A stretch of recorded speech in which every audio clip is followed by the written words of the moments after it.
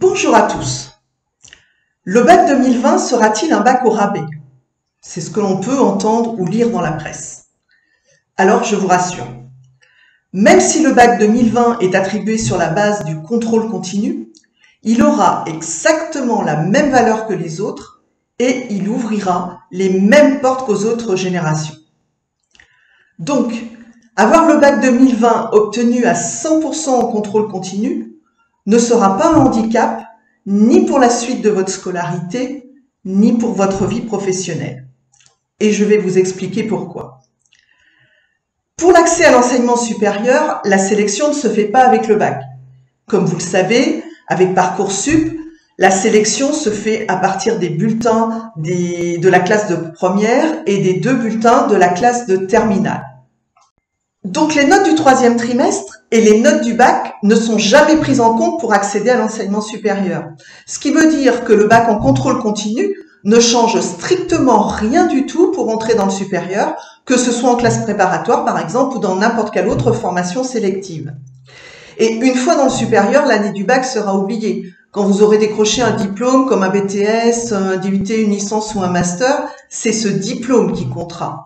De même, si vous validez une classe préparatoire, vous passerez ensuite un concours d'entrée dans une école qui ne vous demandera pas en quelle année vous avez eu le bac.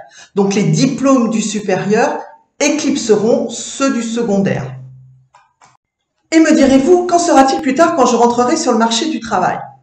Alors quand vous enverrez votre candidature pour un poste, il y aura peut-être des candidats qui auront eu le bac en 2019 ou en 2022.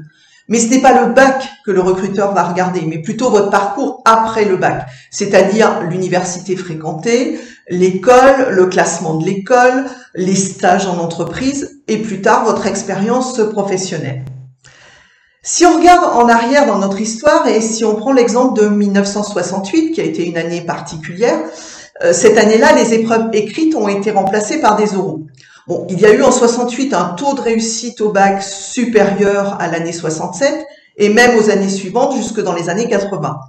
Mais pour autant, si on se base sur une étude de l'INED, l'Institut national d'études démographiques, et si l'on s'appuie sur les chiffres des diplômes obtenus et des carrières professionnelles de la génération 68, c'est-à-dire de ceux qui ont eu le bac en 68, les lauréats n'ont eu aucun mal à se faire embaucher ensuite et ont fait de belles carrières.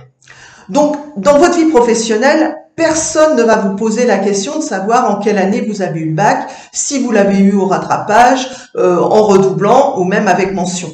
Donc, aucune inquiétude à avoir. Je dirais le bac 2020 aura la même valeur que les autres bacs. J'espère avoir répondu à votre question.